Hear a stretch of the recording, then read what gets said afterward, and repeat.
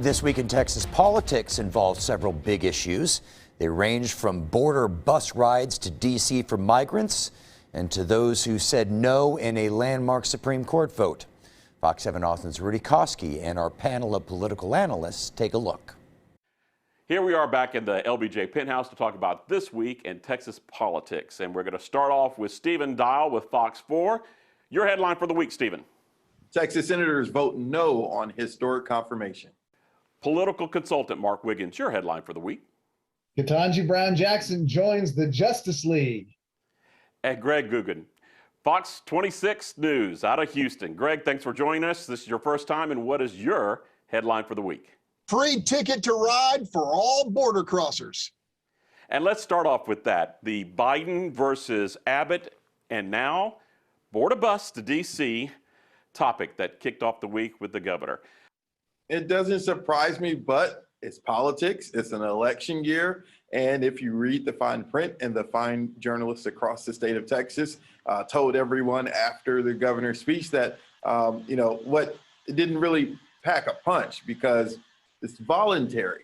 You know, this is one of those ideas that a junior staffer throws out and everybody laughs and says, yeah, that would be funny, but it never goes anywhere because of the obvious legal and logistical challenges.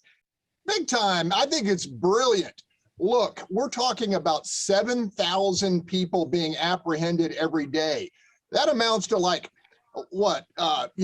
14 new elementary schools. At least he's doing something. Now, if there's not a special session, all the focus is turning toward the regular session that's coming. And Lieutenant Governor Dan Patrick just put out his to-do list, which was a big to-do list, one that went from cracking down on catalytic converter crime to the don't teach about gay sex in kindergarten and early grades. Anything in that list other than those catch your attention there, Mark? You know, what I found interesting was what the lieutenant governor did with the committee assignments, and that he consolidated the higher education committee, made it a subcommittee of the education committee. And, there's policy implications there. It effectively reduces the stature of both of those committees. We know Patrick is upset with universities after they challenged him. That's why he's made tenure a big target of his interim charges and his legislative priorities heading into the next session.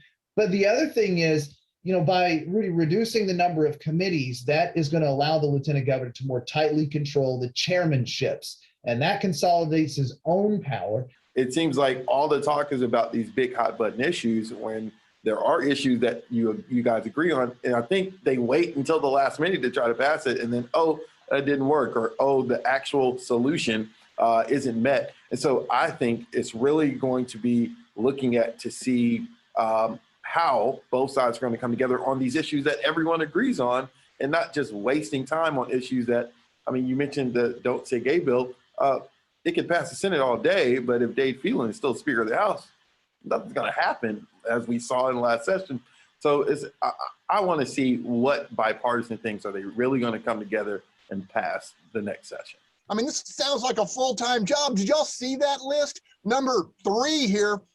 People in Houston, Harris County, were cheering the Harris County-centric issues that Patrick put on the list, particularly the catalytic converter theft issue. We lost a deputy, walks out of a discount store. 3 guys are stealing his catalytic converter. They open up on him. He opens up on him. There's dead guys. Texas Senators Cruz and Cornyn were no votes in regards to the Supreme Court nomination of Judge Brown Jackson.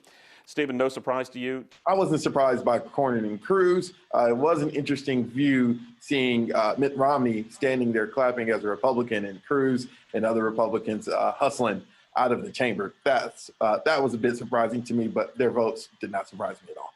A rising star for the Democrats is the Harris County judge, Linda Hidalgo.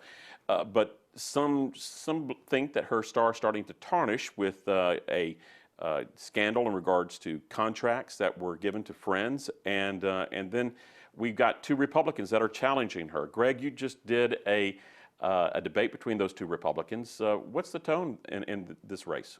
We believe indictments of inner circle Hidalgo folks are imminent in the next few weeks. Yeah, they're spending money hand over fist on damage control. Lena Hidalgo is in trouble. They've got some big time explaining to do. And with that, let's close out this week in Texas politics with our final word for the week. And Stephen, we'll start with you. Your word for the week, Stephen. Baseball.